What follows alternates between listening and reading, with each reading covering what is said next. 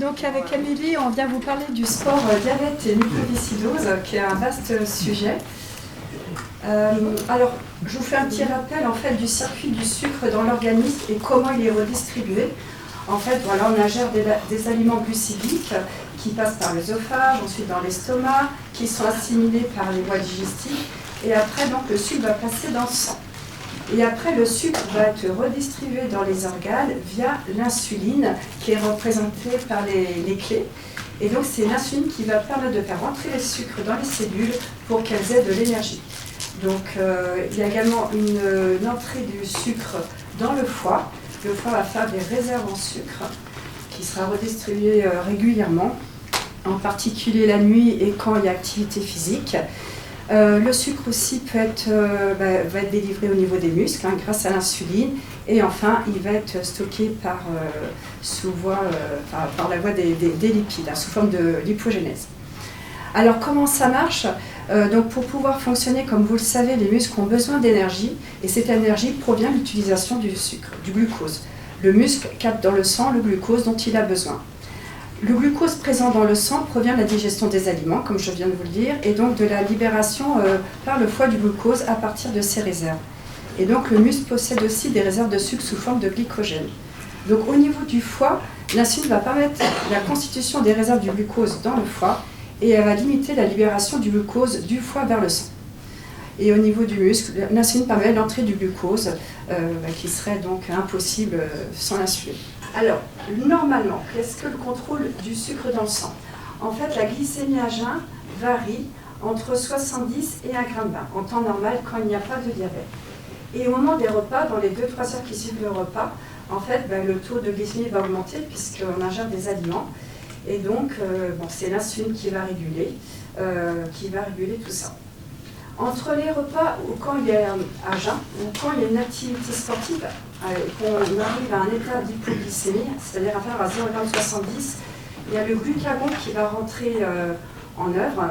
Donc c'est une hormone qui va permettre la libération du glucose dans le foie et qui va permettre de faire remonter la glycémie. Et aussi, quand il y a une hypoglycémie ou pour l'activité physique, le muscle va puiser dans les réserves en foie. Donc là, en fait, en haut à droite, on vous a mis en fait, l'état d'une glycémie normale, là, donc 0,70 g à 1,20 g, pardon. L'hypoglycémie, c'est quand la glycémie descend en dessous de 0,70 g. Et l'état d'hyperglycémie, donc médicalement, on en parle comme ça, c'est-à-dire que le matin, c'est quand la glycémie dépasse 1,20 g, donc le matin à jeun au réveil. Et en postprandial, c'est quand elle dépasse 1,40 g pour l'intolérance au sucre, et 1,80 g quand il y a un diabète. Et je vais moduler en parlant vraiment d'hyperglycémie sévère, c'est quand le taux dépasse 2,50 g. Et c'est ce qui va vous intéresser en tant qu'APA en fait, pour la prise en charge des patients avec le sport. Alors il y a plein de choses qui font varier la glycémie. Il y a certains traitements comme les corticoïdes par exemple, les infections, les états d'inflammation, il y a aussi l'exacerbation bien sûr. Quand il y a un stress aigu, ou un stress lié à l'activité ou une compétition sportive qui augmente l'activité hormonale. On sait aussi que l'activité physique quotidienne et de loisirs, jeux, ménage, jardinage par exemple, peuvent faire varier la glycémie, suivant l'intensité et la durée. Et enfin, le sport en lui-même.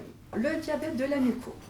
En fait, quand il n'y a pas la mucoviscidose, on voit qu'il y a la fonction exocrine qui fonctionne. C'est-à-dire il y a les enzymes digestives qui sont représentées par des petites croix rouges qui sont présentes, qui permettent donc la digestion. Et au niveau de la fonction endocrine, le pancréas va libérer de l'insuline en quantité suffisante par rapport au repas en particulier.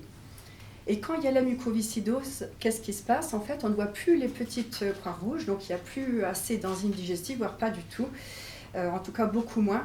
Et au niveau de la fonction endocrine du pancréas, il y a beaucoup moins d'insuline qui est délivrée. Donc on parle d'insulinopénie. Alors c'est ça qui va en fait, activer l'instabilité glycémique et l'intolérance au sucre. Il y a également une insulinorésistance qui entraîne aussi une diminution de la réponse des cellules et des tissus à l'insuline et qui est favorisée par les infections récurrentes. Et aussi, globalement, il y a une inflammation liée à la mucoviscidose. Donc, l'atteinte du pancréas dans sa fonction endocrine, en fait, petit à petit, elle s'altère et ça devient une fibrose kystique. Et donc là, c'est quand le diabète est bien installé. Donc c'est un diabète spécifique aussi, le diabète de la mucose. C'est ni un diabète de type 1, ni un diabète de type 2, mais un patient qui est atteint de mucoviscidose peut aussi avoir un diabète classique. Et donc, ce qu'il faut aussi comprendre, c'est que l'évolution des troubles de la glycémie n'est pas une complication en elle-même de la mucoviscidose, mais une évolution plutôt naturelle de la maladie. Et d'après le registre de la muco, à l'âge de 30 ans, 50% des patients ont un diabète. Quelles sont les particularités du diabète de la muco? Donc, premièrement, il existe un retard de la sécrétion d'insuline lors de la prise des repas et intolérance au sucre. Donc les glycémies peuvent donc augmenter au-dessus des objectifs à 1 heure et 2 heures de distance des repas. C'est propre au diabète de la muco. C'est un diabète aussi particulier car il existe toujours une sécrétion résiduelle d'insuline qui le rend donc un peu différent des autres diabètes. Diabète de type 1, il n'y a plus de sécrétion d'insuline. Voilà. Et le diabète de type 2, c'est plus en état de résistance. Et ce que je voulais aussi vous transmettre, c'est que la présence d'acétone est rare en cas de décompensation du diabète. Parce que l'acétone, ce sont des déchets toxiques qui sont produits quand il y a un manque d'insuline, voilà, qu'il y a un état d'hyperglycémie prolongé, un manque d'insuline. Et donc les muscles vont puiser dans les réserves de graisse en fait, pour pouvoir fonctionner. Et donc ça produit des déchets toxiques qu'on ne voit pas dans la mucoviscidose. Donc ça ne crée pas de complications sévères. Et donc, il y a aussi la difficulté à remonter d'une hypoglycémie sévère du fait, par contre, de la destruction des cellules du glucagon, les cellules qui permettaient de libérer tout le sucre qu'il y avait en réserve au niveau du foie et qui permettent de remonter d'une hypoglycémie majeure. Et donc, aussi, ce qui est difficile pour les patients, c'est à ressentir leurs signes d'hyperglycémie. Donc, des fois, ils ne se rendent pas compte qu'ils ont des troubles de la glycémie. Et puis, voilà, pour eux, voilà, c'est compliqué, ça va être compliqué à comprendre. Comment s'adapte le corps, je pense, avec le sport. Voilà, j'ai dû faire un mélange des deux quand il n'y a pas de diabète. Alors, dès le début d'une activité physique, il y a l'adaptation du corps qui envoie dans le sang des hormones, donc adrénaline, cortisol, glucagon, hormones de croissance. Et puis ces hormones augmentent la libération du glucose par le foie, comme je vous disais tout à l'heure. Et donc la sécrétion d'insuline diminue, ce qui augmente la libération du taux de glucose. Et au cours de l'activité physique et suivant son intensité, la libération d'hormones est plus ou moins importante et le muscle va utiliser ses réserves de sucre et le sucre venant du sang. Puis quand l'activité physique se prolonge, il utilise le sucre qui est libéré dans le sang par le foie. Pendant l'activité physique, le muscle est plus sensible à l'insuline, donc il capte davantage le glucose. Ça, on verra plus tard qu'il y a moins besoin éventuellement d'injecter de l'insuline par rapport à l'activité physique. Et cette augmentation de l'effet de l'insuline sur le muscle persiste même lorsque l'exercice est terminé, d'autant plus que l'exercice aura été intense et long. Cette entrée importante du sucre dans le muscle après l'effort permet au muscle de reconstituer ses réserves de glycogène. Donc, en fait, pendant le sport, du fait de l'adaptation du corps à l'activité physique, le muscle capte plus de glucose et le foie libère aussi plus du glucose. Donc, que se passe-t-il pendant le sport quand on a un diabète? En temps normal, voilà, le corps va s'adapter, mais là, en fait, il y a deux risques. Il y a le risque d'hypoglycémie et le risque d'hyperglycémie. Donc, pour rappel, le risque d'hypoglycémie, c'est quand le taux de sucre est trop bas dans le sang, quand il est inférieur à 0,70 g. Donc il y a plusieurs signes qui peuvent se présenter, comme la transpiration, maux de tête, tremblements, fatigue, faim impérieuse, trouble de la vision, saute d'humeur, etc. Et des fois, il n'y a aucun signe qui se présente. Chaque personne a ses propres signes d'hypoglycémie. Alors, quelles sont les causes de tout ça? Ça peut être parce que l'alimentation a été insuffisante, qu'il y a eu trop d'insuline de délivrer, ou parce qu'il y a une activité inhabituelle non prévue ou trop intense, ou encore la prise d'alcool à jeun. Parce qu'en fait, l'alcool va faire monter la glycémie, donc on considère que le patient pourrait être plutôt en hyperglycémie, mais en fait, comme le foie qui régule les molécules d'alcool n'arrive pas non plus à réguler le taux de glycémie dans le sang en même temps, à un moment donné, il n'y aura plus assez de sucre dans le sang, ça va conduire à une hypoglycémie. Ça monte et ça descend, voilà, c'est ça. Et donc, en fait, visuellement, comment vous pouvez vous rendre compte qu'il y a une hypoglycémie? C'est parce qu'il y a un risque de malaise pendant l'activité. Si vous voyez le patient pas bien, devenir tout blanc, avoir des difficultés à parler, qui vous dit que ça ne va pas, que ce n'est pas son état habituel, voilà, ça doit faire tilt à ce niveau-là. Et donc, il y a aussi le risque d'hyperglycémie. Alors, comme je vous disais, l'hyperglycémie, c'est quand le taux de sucre est trop dans le sang. Donc, à jeun, c'est quand c'est supérieur à 1,20 g, voilà. Et ça peut être de 1,40 g à 1,80 g postprandial.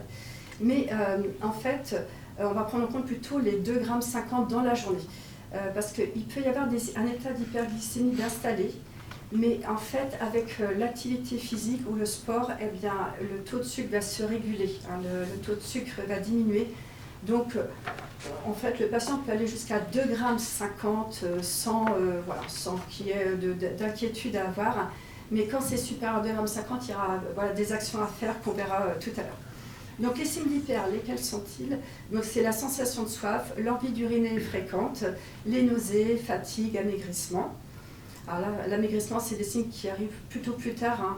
En général, c'est la sensation de soif que le patient a et puis aussi de l'envie d'uriner de façon fréquente.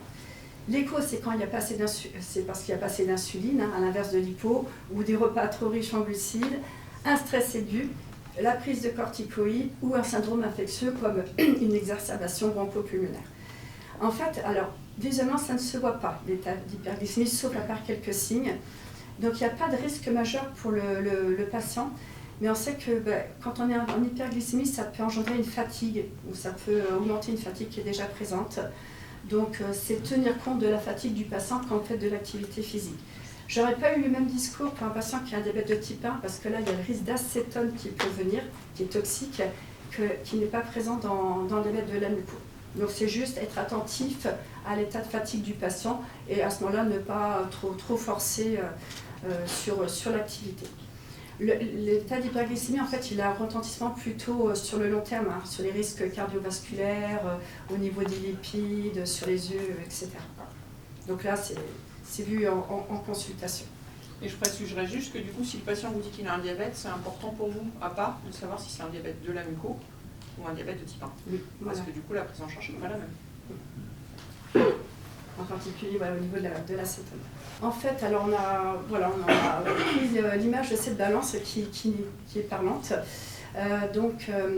L'effort musculaire avec l'effet hypoglycémiant ou hyperglycémiant. Donc en fait, quand il y a une glycémie de départ qui est correcte et une insulinémie élevée, c'est-à-dire un pic d'action de l'insuline pendant l'effort, un surdosage ou une injection d'insuline près d'un muscle actif et qui a les mécanismes liés à la contraction musculaire, eh bien ça peut conduire à une hypoglycémie. A l'inverse, quand il y a une hyperglycémie au début de l'activité et un état d'insulinémie faible plutôt, donc sous-dosage, fin d'action de l'insuline rapide, et qui a des sécrétions d'hormones du stress, eh bien, donc un effet hyperglycémie à l'exercice, eh bien, ça va plutôt conduire le patient en état d'hyperglycémie. Donc en pratique, ce qu'on voulait vous dire, c'est qu'on va plutôt essayer d'adapter le diabète à la vie quotidienne et pas la vie quotidienne au diabète. C'est-à-dire que le diabète va se surajouter et c'est lui qu'on va adapter. C'est-à-dire qu'on peut tout adapter, le traitement, l'alimentation, etc. Mais pas l'inverse. Et les grands messages qu'on voulait vous faire passer, c'est que jamais faire de sport à jeun. Ça, c'est les messages que vous aurez à faire passer aux patients. C'est pareil pour tout le monde. Hein. Pour tout le monde, mais là, on est dans le cadre de la prise en charge à pas pour un patient atteint de mucoviscidose et un diabète de la muco. Mais c'est pareil pour tout le monde, effectivement. C'est important que le patient, du coup, connaisse ses propres signes, puisque Céline vous a dit, les signes d'hypo, notamment, ils sont vraiment spécifiques au patient. Et c'est des signes qui vont se reproduire. Donc, c'est très important, en fait, qu'il écoute ses ressentis. Parce que quand on a un peu des troubles de la vision, quand on a un peu de la tête qui tourne et tout ça, quand on fait du sport, on peut se dire c'est normal. Donc c'est vraiment s'écouter et puis de se contrôler. Forcément, dès qu'on a un doute, de contrôler sa glycémie, donc on va vous montrer comment on peut faire, et d'apprendre de ses propres expériences passées. C'est-à-dire, quand on vous dit que les signes c'est spécifique au patient, ça veut dire que les mêmes signes d'hypo peuvent se reproduire chez le patient. Ce sera ses propres signes à lui. Ce qui est important aussi, c'est de se dire que c'est vraiment une prise en charge en équipe pluridisciplinaire. On a cette chance-là dans les CRCM. Il y a les médecins, les endocrinos, les IPA, les IDE, les diètes, vous les APA et les kinés, qui vont pouvoir faire passer des messages aux patients. Et ça va être vraiment une prise de décision partagée avec le patient sur les choix à la fois d'insuline, de stylo ou de pompe, de sport qu'il peut faire ou pas faire, qu'il souhaite faire ou pas faire.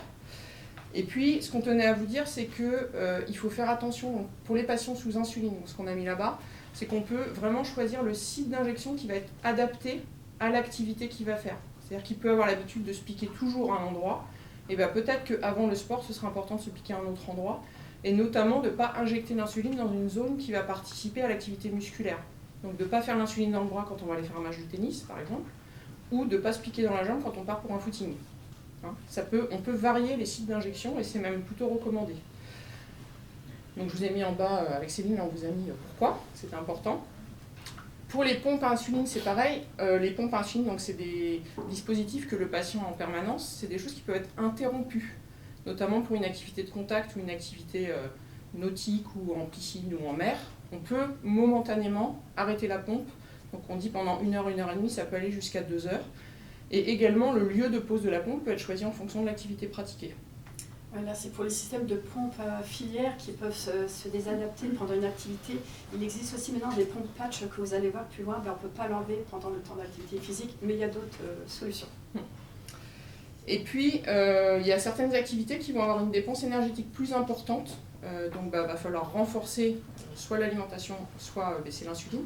Donc, c'est des activités notamment avec un stress intense ou des activités dans le froid, dans le vent, ou par exemple la nage, qui sollicite beaucoup plus. Et puis, juste attention à des activités qui peuvent s'avérer dangereuses en cas d'hypo, et notamment sur des hypos non ressentis. Donc là, on vous a mis des exemples. Donc la plongée sous-marine est autorisée, mais dans des clubs qui sont formés à la question. Ou des activités, soit des sports un peu extrêmes de vol, deltaplane, vous avez mis parachutiste, alpiniste, ou les sports nautiques, ou, attention, à ceux qui font de la voile en solitaire, en cas d'hypo sévère, à gérer. Alors, on a essayé de vous faire un truc un peu clair, c'était vraiment pas simple. Ça, c'est quelque chose qu'on va vous proposer, qu'on a essayé de mettre en place à Nantes, et puis que si on modulera avec vous et vous diffuser après, voilà, en fonction des remarques, de faire un tableau en fait avec, donc il y a d'abord l'activité programmée, puis après on vous fera l'activité non programmée. Et ce qui était important pour nous, c'est de vous parler un petit peu à la fois du repas, de l'insuline, des collations, de l'hydratation, et en fonction de l'intensité de l'activité, si elle est légère et courte, ou plutôt intense ou longue, et aussi en fonction de si on avait un repas proche ou loin, parce que tout ça, ça change. Donc c'était pas facile de vous mettre tout. Voilà, on essayait de faire un truc un peu clair, mais vous nous direz ce que vous en pensez. Donc on va pas forcément prendre le temps de tout détailler, parce que je pense qu'on n'a pas le temps. Mais les gros messages importants, c'est quand même que quand on a une activité intense ou supérieure à 1 heure, vous voyez que si le repas est loin, on va pouvoir, même pendant ce repas, donc ça c'est tout ce qu'on va anticiper, c'est-à-dire qu'on va ajouter une portion de glucides au repas ou diminuer sa dose d'insuline, pour pas qu'il y ait des effets derrière. Et puis éventuellement prendre des collations. Vous voyez qu'on vous a mis, si le repas est à distance, prendre une collation avant de démarrer, donc selon la glycémie. Et les collations, c'est quand même des collations avec soit des sucres lents, soit des sucres rapides en général. L'hydratation, bien sûr, vous le savez, qui est hyper importante. Et puis on va vous mettre après une recette de boisson du sportif qui peut être prise en même temps. Et tout ça va tenir compte de la glycémie. Donc il va y avoir plusieurs moyens de contrôler la glycémie. Et en tout cas, en fonction de la glycémie, on va faire ou pas l'activité, on va adapter ou pas l'activité. Et surtout, on va devoir faire un resucrage ou prendre une collation.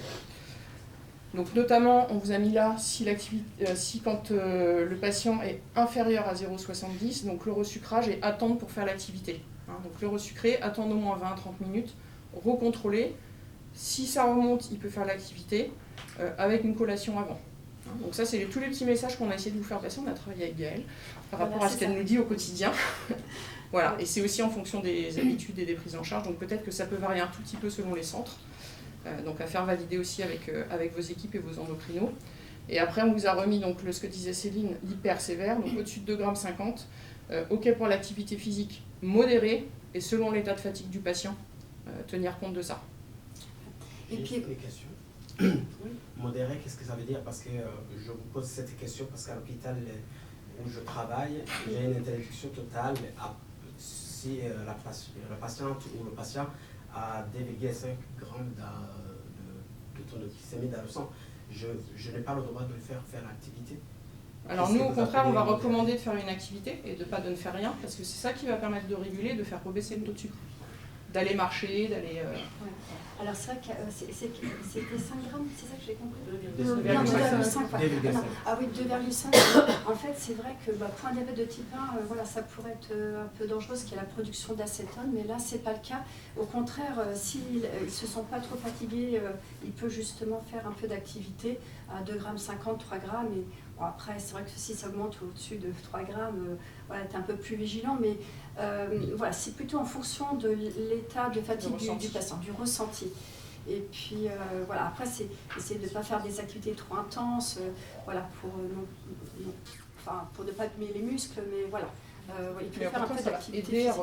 L'activité qui est le plus recommandée pour faire descendre en cas d'hyper, c'est par contre de rester dans l'aérobie et pas du tout passer en anaérobie ou anaérobie active, parce que là pour le coup ça va faire monter. Du coup il faut faire vraiment la marche. Vraiment du modéré. La marche, c'est ça, je pense. Vélo à faible intensité. Pas faire travailler le muscle, quoi. Mais pas du tout d'anaérobie. Et puis ce qu'on vous a mis, vous verrez sur la ligne pompe, donc c'est qu'aussi on peut adapter le débit de base avant l'activité. Hein. Donc ça se prépare avec les endocrinologues ou les IPA quand vous avez la chance d'en avoir, qui suivent les patients. Mais c'est quelque chose qui s'anticipe. Après, si on passe sur une activité qui est non programmée, donc on ne va pas pouvoir anticiper le repas précédent, on ne va pas pouvoir anticiper la dose d'insuline. Par contre, on peut, si c'est un patient qui a une pompe, va pouvoir adapter son débit de base temporaire. La collation, elle va se faire vraiment en fonction de la glycémie, et puis toujours l'eau, la boisson du sportif. Et on vous a remis, ça je pense qu'on va vous le tenir, connaître ses propres signes, écouter ses ressentis, se contrôler. Et puis, ce qu'on va vous mettre après, c'est que le patient, c'est bien qu'il ait toujours sur lui du sucre et cette boisson du sportif. Et la glycémie, c'est toujours la même chose, hein, un resucrage en cas d'hypo et collation si on est un peu limite. Voilà. Et vraiment, la glycémie de sécurité, c'est 1,50 g. Hein. Si, malgré la collation donc, qui est constituée de sucre lent, principalement, on va vous donner des exemples de collation, il n'atteint pas les 1,50 g. Donc, il ne faut pas qu'il hésite à prendre du sucre rapide hein, pour avoir au moins ce seuil-là. Pendant l'activité, il y a l'hydratation avec l'eau, plus. Petite alerte, faites attention, donc il y a des boissons qui sont dites énergétiques, merci Gaëlle qui sont isotoniques, donc enrichies en minéraux et celles-là, ils peuvent les prendre. Attention aux boissons énergisantes, toute la différence, qui sont des boissons qui sont extrêmement sucrées, et où là, on recommande très fortement de ne pas les utiliser. Je ne vais pas citer de nom et de marque, mais il y a beaucoup de patients qui en consomment. Ensuite, il y a ce qu'on appelle, entre nous, vous l'appellerez comme vous voulez, la boisson du sportif. Donc là, on vous a mis la recette qu'on utilise à Nantes. Donc c'est 2 tiers d'eau, 1 tiers de jus de fruits et un peu de sel. Donc ça, on le fait en cas d'activité intense ou d'une durée supérieure à 1 heure. Ou une collation, toujours pareil, avec des idées de collation. Donc la collation, l'idée, c'est à peu près 10 grammes pour les enfants, 20 grammes pour les ados, les adultes. On vous a mis des petits exemples de collation avec 10 et 20 grammes qui sont utilisés par nos équipes de diabétos avec des sucres lents et rapides ou des sucres rapides. Et puis toujours l'importance de contrôler sa glycémie. Voilà, donc si on vous a mis les 2 dispositifs, soit la glycémie au bout du doigt, soit le freestyle dont on va vous parler tout de suite. S'il y a une hypo, donc toujours 0,70, ou si sur le freestyle il y a une flèche vers le bas, on arrête l'activité, on se restructure, donc c'est ce qu'on vient de dire juste avant. J'ai une question sur la boisson du sportif. Oui. Nous, la diète de Robert Debré avait tendance à dire plutôt du jus de raisin et pas les autres jus de fruits. Est-ce qu'il y a une raison ou pas? C'est le jus le plus glycémique, c'est plus sucré. C'est le jus le plus sucré par rapport à la quantité. Mais c'est aussi celui qui donne le plus de nausées aux patients, qui leur fait le plus mal au cœur, parce qu'il est très sucré. Ça dépend des goûts. Oui. J'ai eu juste d'orange. Oui. J'ai une remarque sur le ou. Oui. Il y a pas mal d'études qui sont sorties dans le monde du sport qui montrent que l'eau pure, sur certains types d'activités, en termes d'intensité, de durée, c'est préjudiciable sur les calories pures. Voilà, donc ça c'est des études qui datent maintenant dans le monde du sport de haut niveau. Voilà, donc en fait, si les boissons d'effort sont nées, c'est pas pour rien. On a des boissons d'attente, des boissons d'effort, des boissons de récup, différentes qualités, mais c'est parce qu'il y a des études qui ont montré que si on était calo pur, c'était moins bien et que ça pouvait même être préjudiciable. Voilà. Donc Oui, à partir d'une certaine C'est pour ça qu'on vous a mis si intense ou supérieur à 1 heure. Voilà, si c'est modéré ou inférieur à 1 heure, on peut se contenter de l'eau. Si c'est une marche, voilà, d'1 heure, voilà. Ça dépend ce qu'on fait, quoi. Oui. Est-ce que par rapport à ça, vous avez des questions? Ça va? Alors, on vous a fait un peu le sac de sport idéal du patient et le diplôme de l'APA. Donc le sac de sport du patient, ce que nous on recommande, c'est que le patient ait toujours avec lui du sucre, une collation, de l'eau, la fameuse boisson du sport, de quoi contrôler sa glycémie, quelle qu'elle soit, et pour une activité intense, donc Céline les a dans son sac, elle pourra vous montrer si vous n'avez jamais vu, le fameux spray nasal ou l'injection de glucagon, donc les deux c'est du glucagon, soit qu'on peut faire en spray, soit qu'on peut injecter. Et puis, on recommande, alors là, en l'occurrence, vous êtes parfois avec eux, mais vous allez aussi les accompagner pour qu'ils fassent du sport seuls. Nous, on recommande aux patients d'essayer d'informer quelqu'un de ce diabète, que ce soit l'entraîneur, un copain, un coéquipier, qu'une personne sache quoi faire en cas de problème. Pour arriver à ce fameux diplôme du super APA, de savoir contrôler une glycémie. Donc, est-ce que tous les APA ont déjà eu l'occasion de contrôler une glycémie? Est-ce que vous savez tous utiliser un lecteur? Est-ce que vous savez tous utiliser un freestyle? Sur le freestyle, c'est facile, mais quand on n'a jamais fait, ça peut inquiéter. Donc, il faut avoir l'accès au téléphone du patient, l'application et tout ça.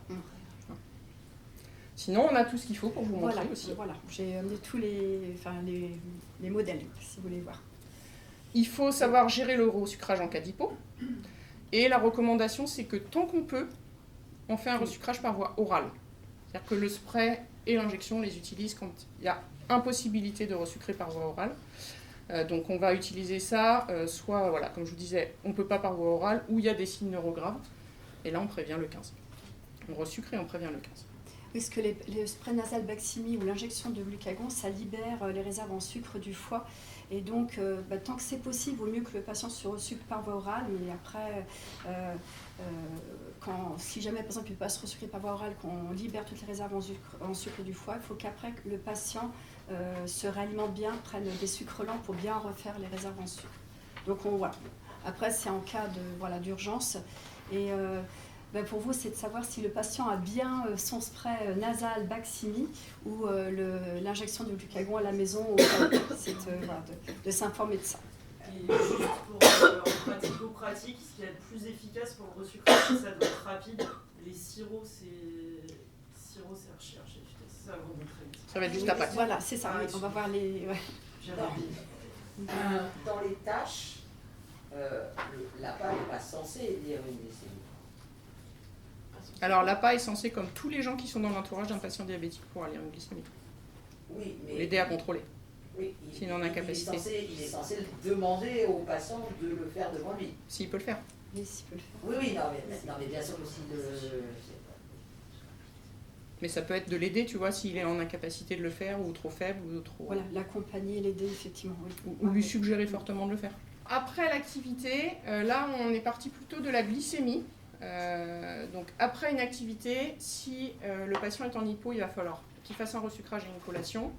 S'il a une glycémie qui est dite normale, donc de 0,7, on vous a mis 1,50, ça peut être 1,20 selon certains centres, si c'est la pédiatrie, si c'est les adultes, selon les habitudes. De prendre une collation ou de manger si c'était un repas prévu, si l'activité a été intense ou prolongée, et s'il est au-dessus d'1,50 g, il n'y a pas de souci. Et pour le repas qui suit l'activité, donc là pareil, on vous a mis l'adaptation. Si ça a été une activité légère ou d'une durée inférieure à 1 heure, on ne change rien, c'est-à-dire qu'on prend toujours un repas équilibré et on ne change pas d'insuline. Par contre, si ça a été une activité intense ou de longue durée, on va pouvoir soit ajouter une portion glucide, soit baisser l'insuline. Donc on vous a mis le ou en gros en rouge, on ne fait pas les deux, c'est l'un ou l'autre. On choisit, c'est selon les patients. Et puis, vigilance, je pense qu'on l'a mis assez gros pour que vous le voyez, et faire passer les messages aux patients, c'est que si l'activité a eu lieu l'après-midi, il faut faire attention de contrôler sa glycémie au coucher, parce qu'avec tous les mécanismes que viennent de vous expliquer Céline sur la libération et tout ça, il y a un fort risque d'hypo pendant la nuit. Donc l'idéal, c'est que quand le patient se couche, il ait une glycémie qui soit entre 1 et 1,5. Et ce qu'on recommande, c'est que si c'est en dessous de 1,20, de prendre une collation avec des sucres lents, pour pouvoir pallier justement à la nuit.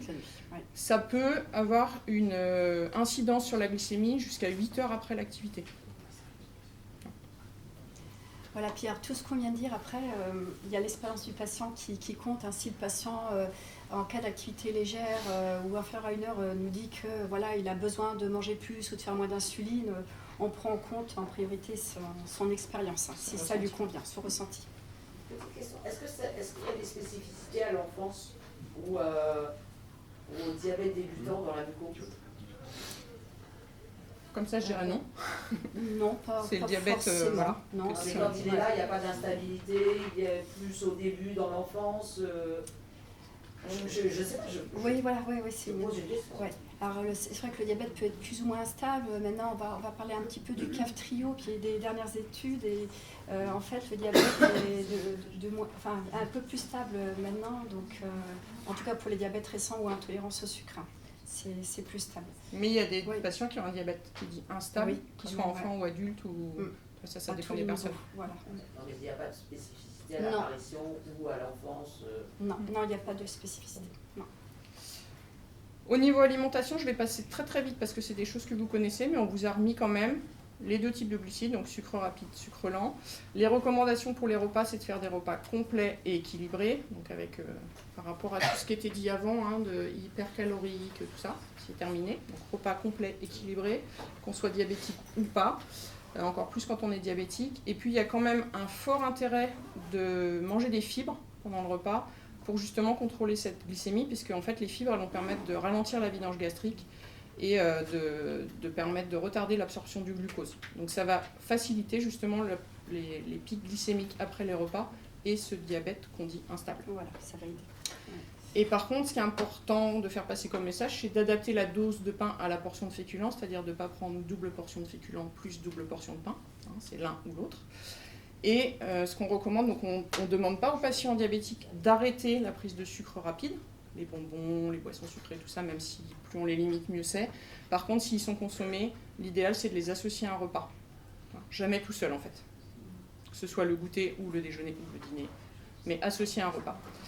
Et s'il y a des difficultés à maîtriser les pics glycémiques après les repas, là on va pouvoir passer sur la proposition d'aliments qu'on appelle un index glycémique bas, mais on ne le fait pas forcément d'emblée. Et puis toujours les petits messages, donc on va essayer d'adapter vraiment la prise en charge aux habitudes alimentaires du patient, à ses demandes, à ses attentes, avec une alimentation, comme je vous ai dit, variée, équilibrée, mais qui prenne en compte en premier le plaisir. Le plaisir de manger toujours. Et qu'il n'y a pas d'interdit, quoi, en fait. Voilà. Donc là, on vous a mis des exemples de protocoles nantais de resucrage. Vous en avez probablement dans vos services. Le protocole des enfants, là-bas en blanc, avec le resucrage qui comprend 5 grammes de glucides pour 20 kg de poids. Et puis le protocole plutôt des adultes. Et effectivement, comme disait Gaëlle, vous verrez le sirop, qui est assez efficace. Voilà, je ne vais pas passer... vous les aurez, vous en avez probablement à récupérer.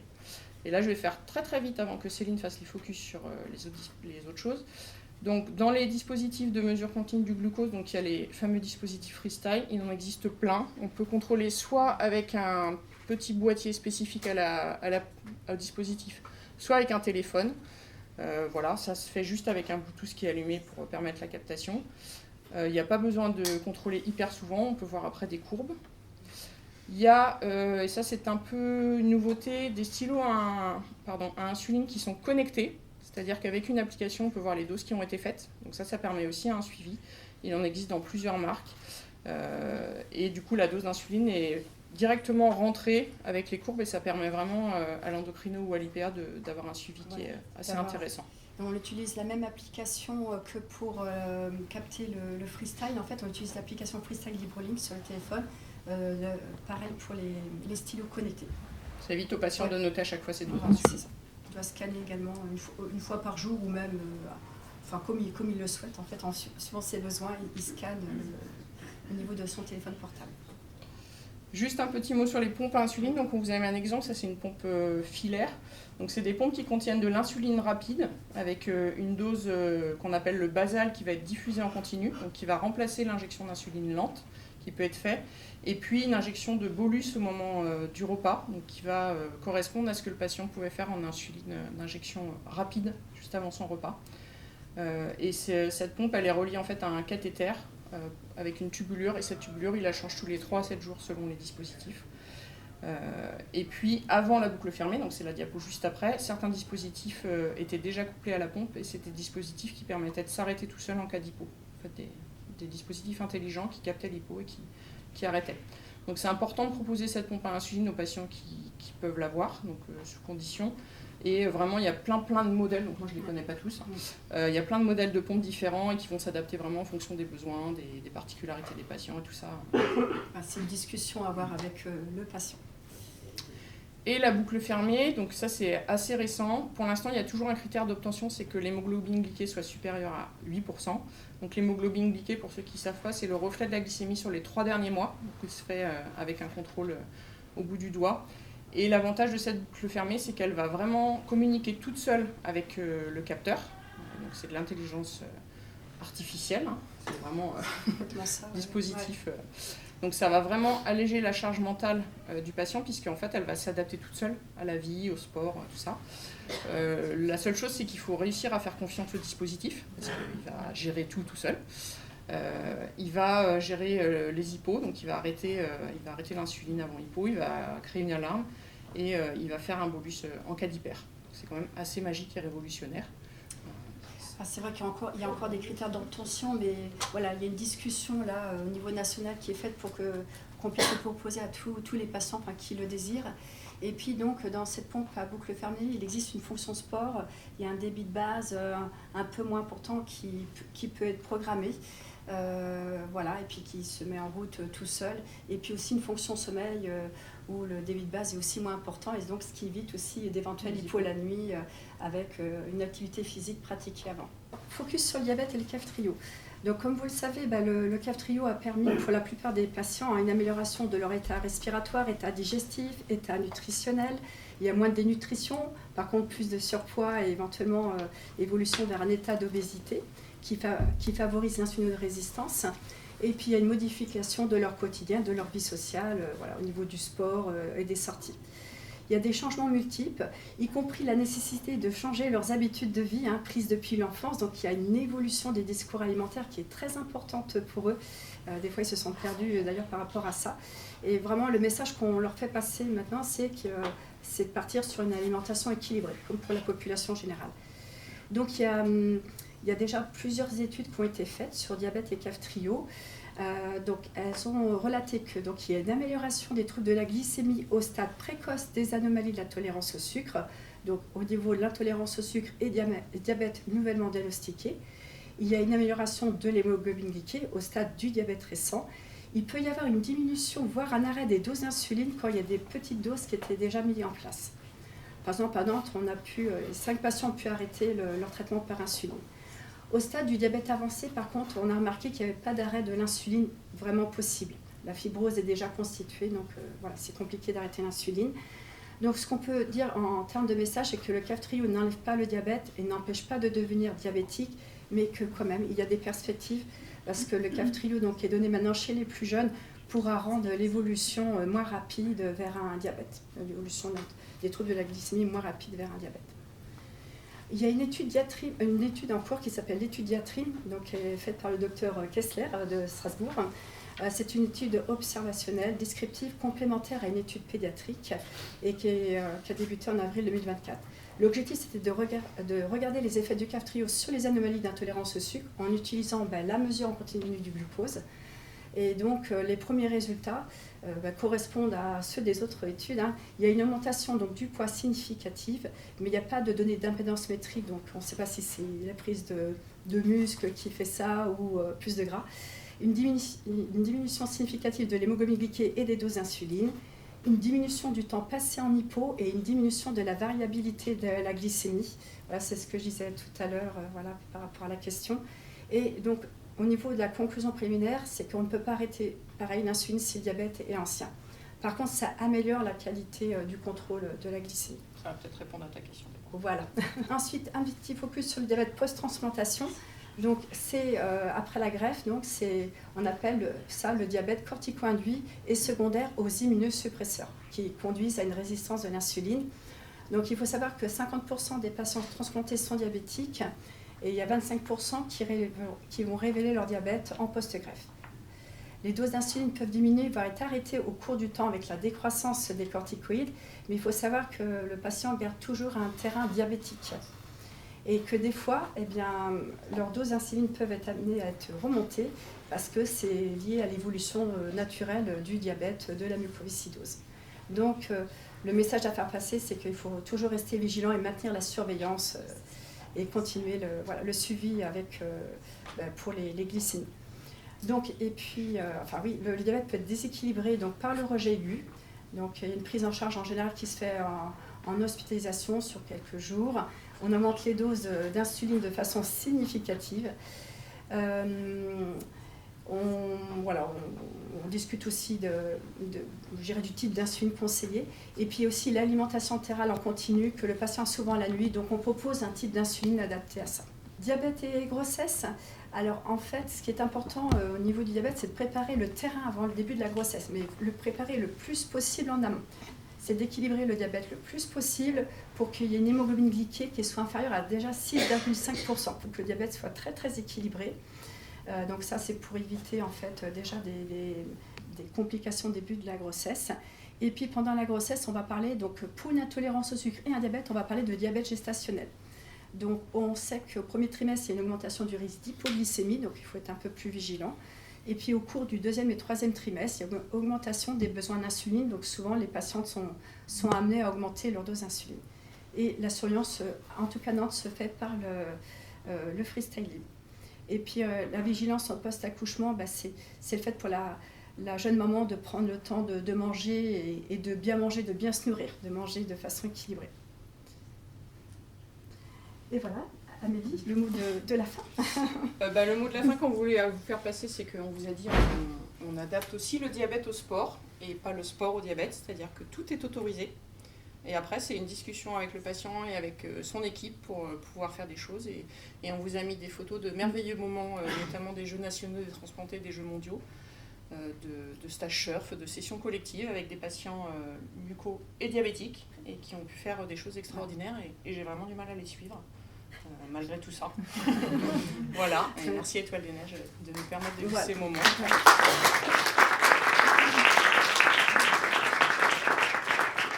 L'idée, vous l'avez bien compris, c'est que c'est quand même une comorbidité importante qui concerne énormément de patients. On en est aux prémices des documents, en tout cas éducatifs. Voilà. Donc on vous proposera quelque chose si vous êtes d'accord, et puis à valider, modifier avec vous. Et puis on ouvre pour ceux qui sont intéressés dans le groupe GTEM, donc le groupe éducation thérapeutique, un groupe sur prise en charge intolérance glycémique et diabète de la muco. Tout le monde est le bienvenu. Il suffit de m'envoyer un mail si vous êtes intéressé. Merci beaucoup. Peut-être qu'on peut suggérer aussi que parmi vous, ceux qui ont des patients qui sont plutôt très sportifs et diabétiques et qui ont développé leur stratégie, parce qu'il y en a beaucoup qui sont fins en fait dans leur gestion du diabète, peut-être aussi faire remonter des infos, c'est intéressant. Par rapport aussi à la boucle fermée, je me posais la question, ceux qui sont justement très très fins dans leur gestion, est-ce que cette boucle fermée, comment ils c'est pour ça que c'est une discussion, parce qu'il y en a, c'est mieux peut-être qu'ils continuent à gérer comme ils gèrent. Oui, voilà, ça dépend. Après, des fois, même en ayant une gestion très très fine, c'est tellement un diabète qui est, en gros marqueur, on a des patients qui sont hyper assidus, qui font très attention, et il y a quand même, des fois c'est incompréhensible les variations. Oui, il y a encore des variations. Après, c'est vrai que la pompe insuline à boucle fermée va pouvoir aider. Après, il faut que le patient ait envie de la porter, mais ça pourrait être effectivement une bonne alternative. Ce qu'on sait, c'est quand même qu'un diabète qui n'est pas bien équilibré peut entraîner de l'inflammation, de l'infection. C'est un peu le cercle vicieux quand même. Donc c'est important que tout soit géré. Que tout soit le plus équilibré possible. Voilà. Et c'est quelque chose qui fait peur aux patients, qui leur ajoute vraiment des contraintes au quotidien et qu'ils ont vraiment du mal à gérer. Donc il faut vraiment les aider. Est-ce que ça ne fait pas peur à une intelligence artificielle qui gère toute seule les doses qu'il balance? C'est pour ça qu'on a dit qu'il faut vraiment la peur de l'autre, moi je sais pas. Mais c'est une deuxième maladie qui est qui est tout le temps beaucoup plus contraignante en fait que la muco. Ils le prennent vraiment comme une deuxième pathologie. Les ados, c'est pas évident à gérer au quotidien. Ça arrive au moment de l'adolescence. Mais voilà, c'est souvent ça. Diabète en plus à gérer. C'est hyper grave. Mais du coup, plus ils vont faire du sport tôt, moins ils ont de risques. Voilà. En tout cas, oui, ça va aider. Peut-être qu'on peut aussi faire un pont dans les projets d'avenir ensemble avec des sportifs diabétiques, même si ce n'est pas le diabète de la muco, qui sont peut-être allés très loin dans leur gestion au regard de doses de sport et d'intensité très importante, qui est un apport et un croisement de connaissances à modérer, parce que c'est pas le diabète de la muco, mais quand même. Ça peut être enrichissant. Et ça peut être super enrichissant, parce qu'il y a quand même des très très forts sportifs de très haut niveau aujourd'hui qui sont diabétiques, et forcément ils sont allés très loin. Donc on pourrait essayer cette année de se dire qu'on fait des ponts aussi vers vous pour enrichir. Et donc si vous en avez autour de vous aussi. Et on a des patients transplantés diabétiques qui font énormément de sport et qui gèrent très bien. Hein. Mais ça se passe bien, voilà, ça se passe très bien. Parce que là, justement, j'ai eu une patiente qui m'a pendant un moment. Et à la fois, je n'avais pas un équipement dédié, c'était à l'extérieur. Elle avait très mal entre parler avec le médecin pour changer l'insuline. C'était toujours un peu limite. Elle a commencé par l'escalade la nuit, c'était fin de journée justement. Et elle avait vraiment très mal pour gérer. Et justement, elle s'était un peu perdue. J'ai aidé un petit peu. Mais dans ces cas-là, dans mon CRCM, je peux aller au médecin, mais comme il n'y a pas une personne référente dans le service, est-ce qu'il, par exemple, je travaille, mais est-ce qu'il y a des outils qui justement on pourrait échanger pour l'aider? On va essayer. Après, c'est quand même important qu'elles soient en lien avec un médecin. Oui, c'est ça, mais qui gère, qui prescrive l'insuline, qui est quelqu'un qui connaît. Justement, elle a dit que c'était à l'extérieur, c'était toujours compliqué, ça me donne la peine. Mais on a participé avec Céline à la rencontre annuelle des patients de VLM. On a fait un atelier sur le diabète, donc on a eu accès à quand même une 60aine de patients, on va dire. Il y a eu beaucoup de plaintes de non prise en charge du diabète dans les CRCM. On ne va pas les citer, mais c'était compliqué pour eux parce qu'il n'y avait pas un médecin référent. Et nous, on voit bien le fait d'avoir Céline qui est PA, mucodiabète, d'avoir l'endocrino, en fait, ça nous facilite la vie. C'est sûr. Il faut quelqu'un qui soit en lien avec l'équipe, qui connaisse la muco. Et qui s'y intéresse, quoi. Après, il vaut mieux que le patient aille voir par exemple un endocrinologue en ville. Si c'est compliqué à l'hôpital, déjà il y aura un suivi, mais c'est mieux que rien. Mais c'est ça, des fois justement vous faites par visio peut-être.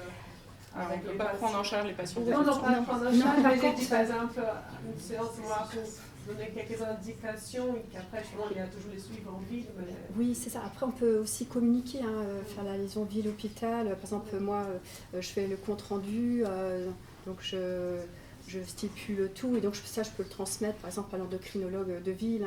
Ça peut être ça aussi. Voilà, en tout cas favoriser le lien ville-hôpital ou l'endocrinologue de la muco qui peut aussi relayer avec l'endocrinologue en ville. Parce qu'il y a des difficultés de... Voilà. Ouais, après, sur les messages éducatifs, sur la gestion, tu vois, ça le fera, et notamment c'est l'idée du groupe du GTM. Après, ça n'empêche pas et ça ne doit pas remplacer le suivi par un médecin spécialisé. C'est plutôt donner un appui pour cette personne qui a la tâche justement. Oui, voilà. Parce que là, on vous en a pas parlé parce que c'était pas l'idée, mais il y a aussi toute une surveillance à faire, un suivi. Voilà. C'est très possible. Mais en tout cas, vous pouvez être un point d'appui pour les APA en primo-question. Voilà, si les APA n'ont pas les réponses dans leur équipe, peut-être de savoir que vous êtes là, qu'elles peuvent s'appuyer, et puis après revenir vers leurs équipes. Parfois de décrypter quelque chose dans une situation, c'est parfois plus simple de revenir vers l'équipe en l'ayant décrypté un petit peu en off, on va dire. Après, en général, les diététiciennes quand même dans les centres sont bien formées à ça, s'y intéressent. Faut pas hésiter à leur poser aussi des questions. Bien sûr. Mais pour les APA qui aussi parfois sont périphériques et pas présents au CRCM tout le temps, c'est moins facile d'avoir le temps d'attraper le médecin pour poser une question aussi. Mais justement, je vais renseigner sur les sujets, mais j'ai senti que c'est ça, je ne suis pas médecin. J'ai donné un peu l'appui, j'ai la guidé un petit peu, mais elle avait cette frustration, justement. C'est ça que j'ai dit, Après, nous, on pourra vous guider dans des grands messages communs, mais il y a aussi, là on l'a peut-être pas bien dit, mais on a dit quand même c'est ses propres signes, ses propres ressentis.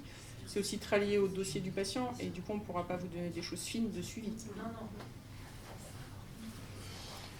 Voilà. Merci beaucoup. Merci aussi à vous. Tout le monde est en hypo. Tout le monde est en hypo, c'est ça. Non, vas-y, je t'en prie. C'est juste que dans le diapo, vous avez parlé du coup de la boucle, et pour la boucle endocrinologie, c'est aussi savoir compter les glucides, et ce qui est plutôt positif, mais du coup c'est pas la même chose, parce qu'en fait ce qui est plutôt positif, c'est que nous là, dans le cadre de nos DTM principalement, il y a des pompes qui nécessitent un peu plus qu'on compte en fait. Oui, maintenant. C'est pas probable qu'il y ait plus cette compte-là. Voilà, c'est ça. Ça va évoluer. C'est vécu comme le truc qui se surajoute. C'est ça. On n'a pas été dans les détails parce qu'on avait un temps qu'on a déjà bien dépassé. Mais il y a beaucoup de technologies quand même dans la prise en charge. Enfin, moi j'ai découvert des choses avec Céline. Ça a beaucoup évolué. Donc, c'est et pour ça évolue encore. faciliter les choses pour le patient, qu'il ait moins de contraintes On allait ça change mon temps. Donc on vous proposera un outil, si vous êtes d'accord, Oui. à corriger, modifier. T'as déjà l'outil? J'en ai parlé avec Céline. Voilà. Ben, en tout cas, un grand merci. On peut... Ça nous aurait permis aussi de tout poser toutes les deux, on était bien contents.